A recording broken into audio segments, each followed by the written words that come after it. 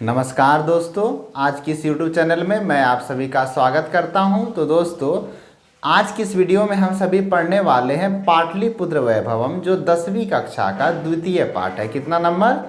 द्वितीय पाठ है। इन पाठों को जो है हम सब पढ़ने वाले हैं। तो आप लोगों से विनती है कि आप लोग जब भी इस वीडियो को देखने के लिए बैठें तो पुस्तक को साथ में लेकर बैठें, ठीक है। तो इससे क्या होगा कि आप मेरे साथ साथ इसको पढ़िएगा और उसका अर्थ जो है समझिएगा, तो आपको परेशानी नहीं होगी। तो आप सभी पहले बुक ले लें, उसके बाद जो है वीडियो को देखें। तो आइए, आज हम लोग पढ़ने वाले पाटलिपुत्र वैभवम, यानी पटना के वैभव के बारे में कि पटना का वैभव क्या है, पटना का इतिहास क्या है, पटना जो है ये नाम कैसे आया है, इससे पहले इसका नाम क्या था, भगवान बुद्ध ने पटना के बारे में क्या कहा था, ठीक है। और वहाँ कौन कौन से दर्शनीय स्थल है, ये जो है हमारे एग्जाम की दृष्टि से बहुत ही महत्वपूर्ण चैप्टर है दोस्तों। और इससे जो है कई प्रश्न एग्जाम में हमें देखने को मिलते हैं। तो आइए हम लोग जो है पढ़ते हैं पाटलिपुत्र वैभवम। तो आप सभी जो है बुक खोल लें और जो है द्वितीय पाठ निकालें। ये वाला पाठ देखिए दोस्तों, आप सभी को दिखता होगा, द्वितीय पाठ पाटलिपुत्र वैभवम, ठीक है दोस्तों। चलिए हम लोग समझते हैं। हाँ, और अगर कहीं परेशानी हो कुछ समझने में तो कमेंट बॉक्स में ज़रूर बताएं, हम आगे के वीडियो में उस परेशानी को दूर करने का प्रयास करेंगे, ठीक है।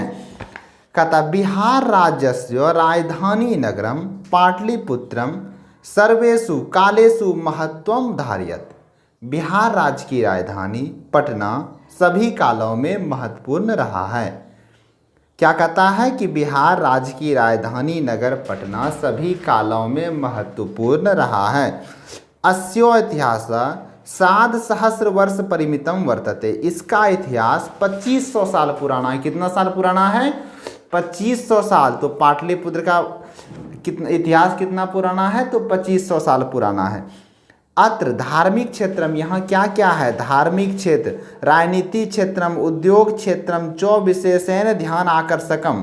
कहता है यहाँ पर धार्मिक क्षेत्र, राजनीतिक क्षेत्र, उद्योग क्षेत्र और अनेकों ध्यान आकर्षक करने वाले चीज़ें हैं। वैदेशिका यात्रिना, विदेश से आने वाले यात्री, मेगास्निज फाह्यान हुयैन सौंग इति सिंह प्रभृत्य पाटलिपुत्रस्य वर्णम स्व स्व संस्मरण ग्रंथेषु चक्रु। कहता है कि विदेश से आने वाले यात्री, जिसको वैदेशिक यात्री कहते हैं हम लोग, मेगास्निज फाह्यान हुयैन सौंग, इन सबों ने जो है अपने अपने ग्रंथों में पाटलिपुत्र का वर्णन किया है। पाठे अस्मिन् पाटलिपुत्र वैभवस्य सामान्य परिचयो वर्तते। इस पाठ में पाटलिपुत्र के वैभव का सामान्य परिचय दिया गया है। आइए दोस्तों, अब हम लोग जो है चैप्टर पढ़ते हैं। कहता है प्राचीनेषु भारतीयेषु नगरे अस्वन्यंतम पाटलिपुत्रम अनुगंगम वसुद्वयचित्रम महानगरम बभूव। प्राचीनेषु भारतीयेषु, प्राचीन भारतीय, नगरेषु अस्वन्यंतम, कहता प्राचीन भारतीय नगरों में अन्यंतम पटना गंगा के किनारे बसा एक महानगर हुआ। प्राचीन भारतीय नगरों में, प्राचीन का मतलब होता है जितने भी भारत के पुराने नगर हैं उनमें से एक पटना भी है, जो गंगा के किनारे बसा एक महानगर हुआ। क्या हुआ? गंगा के किनारे बसा एक महानगर है, ठीक है। वही कहता प्राचीनेषु भारतीयेषु नगरे अस्वन्यंतम पाटलिपुत्रम अनुगंगम वसुद्वयचित्रम महानगरम बभूव। प्राचीन भारतीय नगरों में अन्यतम पटना गंगा के किनारे बसा एक महानगर हुआ। आगे कहता है तद विषय दामोदर गुप्तो नाम कवि कूटनीमताख्ये काव्य कथयति। जिसके विषय में दामोदर गुप्त नामक कवि, जो कि संस्कृत के कवि थे। दामोदर गुप्त किसके कवि थे? संस्कृत के कवि थे। तो दामोदर गुप्त ने अपने काव्य कूटनीमताख्य, उसका एक काव्य है जिसका नाम है कूटनीमताख्य, जिसमें उन्होंने जो है कहा है, कथन तद विषय दामोदर गुप्तो नामः कवि कूटनीमताख्ये काव्य कथयति। जिसके विषय में, किसके विषय में? पटना के विषय में दामोदर गुप्त नामक कवि ने अपने कूटनीमताख्य काव्य में कहा है। क्या कहा है? अस्ति महितल तिलकम सरस्वती कुलगृहम महानगरम नामना पाटलिपुत्रम परिभूत पुरंदर स्थानम। क्या कहता? अस्ति महितल तिलकम सरस्वती कुलगृहम, पटना के बारे में कहता है कि यह जो है सरस्वती का कुलगृह है, महानगर है, और महितल तिलकम, मही मतलब हो गया भूमि, और उसका तिलक है। पटना को जो है पृथ्वी का तिलक के रूप में दर्शाया गया है। कूटनिमित्ताख्यम में दामोदर गुप्त ने पटना को क्या क्या संज्ञा दिया है कि यह जो है सरस्वती का कुलगृह, कुलगृह मतलब शिक्षा का केंद्र, ठीक है, यह शिक्षा का केंद्र है, ठीक है। इसे सरस्वती, इसे जो है पृथ्वी का तिलक कहा जाता है। कहता नामना पाटलिपुत्रम परिभूत पुरंदर स्थानम, और जिस प्रकार की इंद्र की नगरी में इंद्र का सिंहासन सबसे ऊंचा होता है ना, उसी प्रकार जो है पटना को जो है परिभूत पुरंदर स्थानम की संज्ञा दी गई है कि पृथ्वी पर जो है सभी नगरों में जो है ये श्रेष्ठ है। क्यों? क्योंकि इसे जो है शिक्षा का केंद्र कहा जाता है। ऐसा क्यों? क्योंकि यहाँ बहुत सारे विदेशी यात्री पढ़ने के लिए आया करते थे। इसीलिए जो है दामोदर गुप्त ने लिखा है कि अस्ति महितल तिलकम सरस्वती कुलगिरियम महानगरम नामना पाटलिपुत्रम परिभूत पुरंदर स्थानम, अर्थात यह सरस्वती का कुलगृह था, ठीक है। इसे पृथ्वी पर तिलक के रूप में, तिलक यानी देखते हैं ना, तिलक को कहाँ लगाते हैं? ललाट पे, यानी सबसे ऊपर रखा जाता है, ठीक है। उसी प्रकार ये पटना जो है सभी नगरों में ऊपर है, सभी नगरों में श्रेष्ठ है, इसलिए इसको जो है परिभूत पुरंदर स्थान की संज्ञा दी गई, अर्थात इंद्र की नगरी के समान माना गया है। अब आगे देखिए दोस्तों क्या कहता है कि इतिहासे श्रूयते यत्, इतिहास से हमें जानकारी मिलती है कि गंगया तीरे बुद्ध काले पाटली ग्रामा स्थित आसित, कि भगवान बुद्ध के समय गंगा के किनारे पाटली नाम का एक गाँव था। इतिहास से हमें जानकारी मिलती है कि गंगा के किनारे भगवान बुद्ध के समय पाटली नाम का एक गांव था। क्या था? पाटली नाम का एक गांव था। यत्र चौ भगवान बुद्ध बहुकृत्वा समागत, जहाँ भगवान बुद्ध एक बार नहीं बल्कि कई बार आए गए थे। बहुकृत्वा समागत का मतलब कई बार आए थे, बार बार आए थे, ठीक। वही कहता है यत्र चौ भगवान बुद्ध बहुकृत्वा समागत, जहाँ भगवान बुद्ध कई बार आए गए थे। तेन कथितम आसित यद ग्रामोयम महानगरम भविष्यति, और उनके द्वारा कहा गया था, उनके द्वारा भविष्यवाणी की गई थी कि यह गांव एक दिन महानगर होगा। किंतु कलहस्य अग्निदाहस्य जलपूरस्य च भयात सर्वदा अक्रांता भविष्यति, किंतु झगड़ा, आग और जल की समस्या से हमेशा ग्रसित रहेगा। भगवान बुद्ध ने पहले ही भविष्यवाणी कर दिया था कि यह जो पाटली ग्राम, पाटलिपुत्र नहीं बोलिएगा, पहले इसका नाम क्या था? पाटली ग्राम। उन्होंने पहले ही कहा था कि ये पाटली ग्राम जो है एक दिन महानगर होगा और झगड़ा, बाढ़ और आग की समस्या से हमेशा ग्रसित रहेगा, ठीक है। कालांतरेण पाटली ग्राम एवं पाटलिपुत्रम इति कथिता, और समय बदलते गया और यही पाटली ग्राम एक दिन पाटलिपुत्र कहलाया। क्या कहलाया? पाटलिपुत्र कहलाया। चंद्रगुप्त मौर्यस्य काले अस्यो नगरस्य शोभा रक्षा व्यवस्था जो अत्युत्कृष्टा, कहता चंद्रगुप्त मौर्य के समय में जो है इस नगर की रक्षा और व्यवस्था जो थी अति उत्कृष्ट थी। कैसी थी? अति उत्कृष्ट थी। चंद्रगुप्त मौर्य के समय इस नगर की रक्षा व्यवस्था अति उत्कृष्ट थी। यूनान राजदूता मेगास्त्र निज स्वसंस्मरणेषु निरूपयति, ऐसा जो है यूनान का एक राजदूत था जो मेगास्थिनिस था, उन्होंने अपने ग्रंथ में वर्णन किया है। अर्थात यूनान का राजदूत मेगास्थनी ने अपने ग्रंथ में वर्णन किया है कि चंद्रगुप्त मौर्य के समय इस नगर की रक्षा व्यवस्था अति उत्तम थी। किस नगर की? पाटली ग्राम बोल सकते हैं या पाटलिपुत्र, ठीक है। अस्यो नगरस्यो वैभवम प्रियदर्शिना अशोकस्यो समय सुतराम समृद्धम, इस नगर का वैभव जो है प्रियदर्शिनी अशोक के समय जो है क्या था? सुतराम समृद्धम था। अशोक कौन था? अशोक एक राजा थे, ऐसे शासक थे जिन्होंने अपने 100 में से 99 भाई को मार करके एक कुएं में दफना दिया था। अशोक ने क्या किया था कि अपने 99 भाई को मार करके एक कुएं में दफना दिया था, और जिस कुएं में दफनाया उसी कुएं का नाम जो है आज आदम कुआं नाम से प्रसिद्ध है, जो कि एक स्टेशन बन चुका है पटना में, ठीक है। लेकिन ये क्रूर शासक थे, लेकिन तब तक रही जब तक कलिंग पर आक्रमण नहीं किया था। और जब कलिंग विजय जीत लिया तो उसके बाद इतने साधारण शासक बन गए कि एक चींटी को भी मारने से पहले वो सोचते थे। ठीक है, तो अशोक के समय इस नगर की रक्षा व्यवस्था कैसी थी? सुतनाम समृद्धम। आगे देखिए क्या कहता है, बहुकालम पाटलिपुत्रस्य प्राचीन सरस्वती परंपरा प्रावर्तत इति राजशेखर स्व काव्य मीमांसा नाम के कवि शिक्षा प्रमुखे ग्रंथे सादरम स्मरति। राजशेखर ने अपने काव्य मीमांसा नामक ग्रंथ में सादर पूर्वक वर्णन किया है कि पाटलिपुत्र बहुत दिनों तक शिक्षा का केंद्र बना रहा। राजशेखर ने अपने काव्य मीमांसा में किसका वर्णन किया है? पाटलिपुत्र के बारे में, कि यह बहुत दिनों तक शिक्षा का केंद्र बना रहा। कहता अत्रो पवर्ष वर्षा विहि पाणिनि पिंगला विहि व्याधि वर रुचि पतंजलि इह परीक्षिता ख्याति मुपजगमु। अर्थात यहाँ वर्षों तक पाणिनि, पिंगल, व्याधि, वर रुचि, पतंजलि इन सबों ने क्या किया? शिक्षा ग्रहण किया। आपको पता ही होगा कि अगर सबसे पुराने संस्कृत व्याकरण देखा जाए तो उसके रचनाकार कौन है हमारे? तो पाणिनि जी हैं, जो कि एक लेखक है। पाणिनि, पिंगल, व्याधि, वर रुचि इन सबों ने पाटलिपुत्र में आकर शिक्षा ग्रहण किया। तो सोच सकते हैं ये कितना बड़ा शिक्षा का केंद्र होगा। ठीक है, वही कहता है कि अत्रोपवर्ष वर्षा विहि पाणिनि पिंगला व्याधि वर रुचि पतंजलि इह परीक्षिता ख्याति मुपजगम।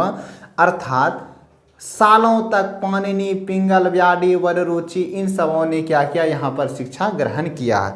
आगे क्या कहता है कि कतिपयेषु प्राचीन संस्कृत ग्रंथेषु पुराणदिषु पाटलिपुत्रस्य नामांतरम पुष्पपुरम कुसुमपुरम वा प्राप्यते।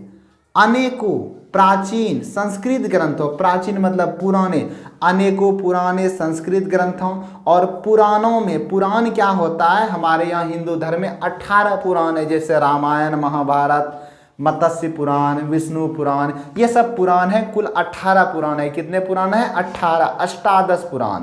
ठीक है, तो वही कहता है कतिपयेषु प्राचीन संस्कृत ग्रंथेषु पुराणदिषु पाटलिपुत्रस्य नामांतरम पुष्पपुरम कुसुमपुरम वा प्राप्यते।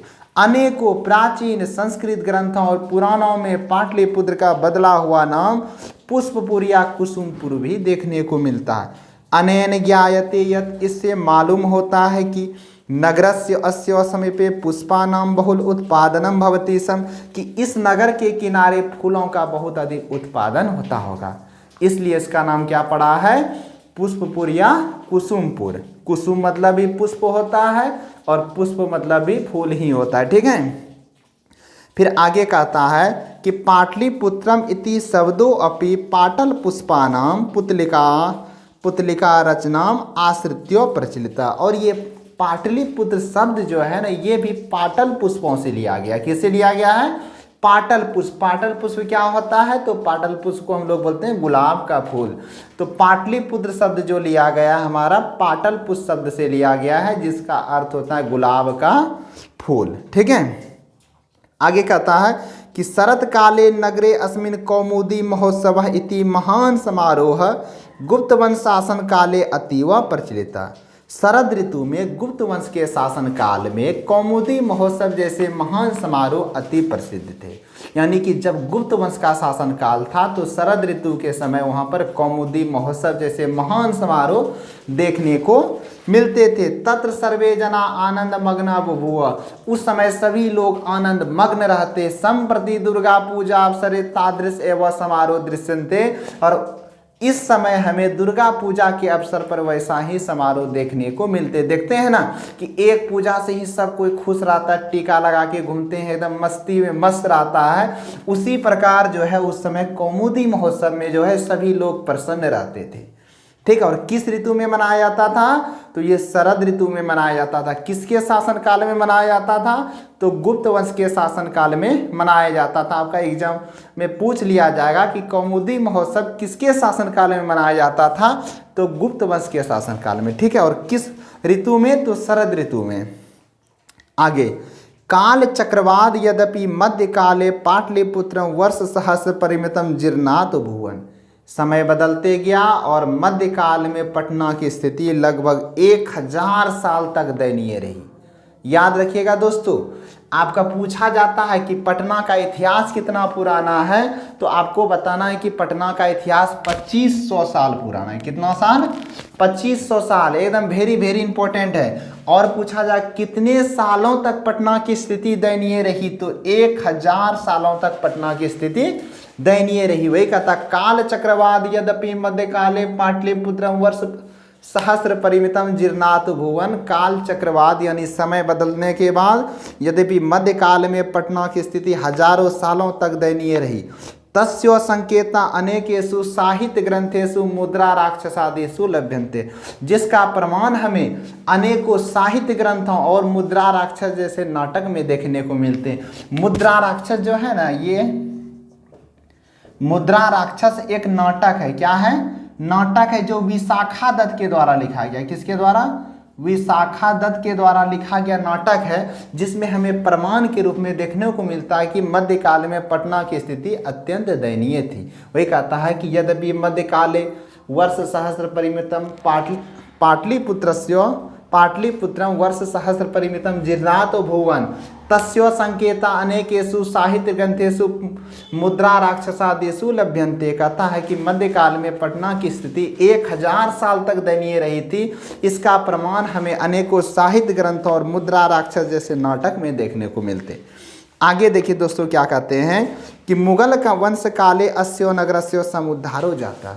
और जब मुगल वंश का काल आया, ठीक है, तो इस नगर का कुछ विकास हुआ। मुगल वंश, आप लोगों ने हिस्ट्री में पढ़ा होगा, मुगल वंश के संस्थापक थे बाबर। कौन थे? बाबर। कहता है कि यद्यपि मध्यकाल में पटना की स्थिति हजारों साल तक दयनीय रही, उसके बाद जब मुगल वंश का काल आया तो पटना का जो है कुछ कुछ विकास हुआ। मुगल वंश के संस्थापक कौन थे? बाबर। कौन थे? बाबर। ठीक है। आंगल शासन काले चौ पाटलिपुत्रस्य सूत्र। देखिए दोस्तों क्या कहता है कि संप्रति पाटलिपुत्रम अति विशालम वर्तते। इस समय पटना बहुत विशाल है। बिहार से राजधानी चौस्ती, और बिहार की राजधानी है। अनुदीनम नगरस्य विस्तारः भवति। दिनों दिन नगर का विस्तार होते जा रहा है। अस्योत्तरस्याम दिशि गंगा नदी प्रवहति, और इसके उत्तर दिशा में जो है गंगा नदी बहती है। तो आपसे प्रश्न पूछा जाएगा कि पटना के किस दिशा में गंगा नदी बहती है, तो आपको बताना है उत्तर दिशा में। किस दिशा में? उत्तर दिशा में। ठीक है। तस्या ऊपरी गांधी सेतु नाम एशिया महादेशस्य दीर्घतमा सेतु। कहता और इसके ऊपर गांधी सेतु नाम का एक पुल है, जो एशिया महादेश का सबसे बड़ा पुल है। आपको मालूम होगा दोस्तों कितने महादेश है? 7 महादेश है, जिसमें सबसे बड़ा महादेश एशिया है, और भारत उसी महादेश का हिस्सा है। जिसमें जो है वर्णन है हमारी इस बुक में कि गांधी सेतु नामक जो पुल है, गांधी सेतु, जो कि पटना में है। कहाँ है? गांधी सेतु। ठीक है। ये एशिया महादेश का सबसे बड़ा पुल है। तो कहाँ पर है? पटना में, और गंगा नदी के ऊपर बनाया गया है। कहता कुंचित रेलियान सेतुर अपि निर्माणो वर्तन्ते, और कुछ रेलियान पुल का भी निर्माण हो रहा है। नगरे अस्मिन उत्कृष्ट संग्रहालय। इस नगर में देखने लायक क्या क्या है? संग्रहालय, उच्च न्यायालय, सचिवालय, गोलघर, तारामंडल, चिड़ियाघर, जैविक उद्यानम, मतलब जिसको चिड़ियाघर कहते हैं, मौर्य कालिक अवशेष, महावीर मंदिर इत्यादि दर्शनीय स्थल है। कहता है ठीक है। कहने का मतलब पटना में मुख्य दर्शनीय स्थल कौन कौन है? तो उच्च न्यायालय, सचिवालय, तारामंडल, चिड़ियाघर, ठीक है, गोलघर, महावीर मंदिर। ठीक है। आगे कहता है कि प्राचीन पटना नगरे सिख संप्रदायस्य पूजन्यम स्थलम दशम गुरु गोविंद सिंहस्य जन्म स्थानम गुरुद्वारेति नामना प्रसिद्धम वर्तते। प्राचीन पटना नगर सिख संप्रदाय के 10वें गुरु गोविंद सिंह का जन्म स्थान है, जो गुरुद्वार के नाम से प्रसिद्ध है। किसके नाम से? गुरुद्वार के नाम से। तो आपसे प्रश्न आएगा सिख संप्रदाय के 10वें गुरु कौन थे? तो गुरु गोविंद सिंह थे। ठीक है। उसका जन्म स्थान कहाँ है? पटना में है। किस नाम से प्रसिद्ध है? गुरुद्वार के नाम से प्रसिद्ध है। किस नाम से? गुरुद्वार के नाम से प्रसिद्ध है। कहता तत्र देशस्य अस्य तीर्थयात्रिणी दर्शनार्थम आयन्ति। जहाँ देश के कोने कोने से तीर्थयात्री दर्शन करने के लिए आते। कहाँ पर? गुरुद्वार में।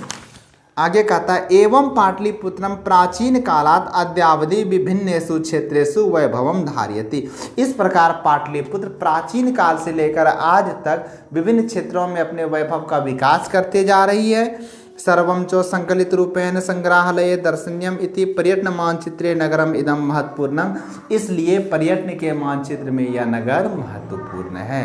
तो ठीक है दोस्तों, आज की वीडियो में इतना ही। फिर मिलते हैं आप लोगों की सेवा में इस वीडियो के क्वेश्चन आंसर के साथ। तब तक के लिए बहुत बहुत धन्यवाद।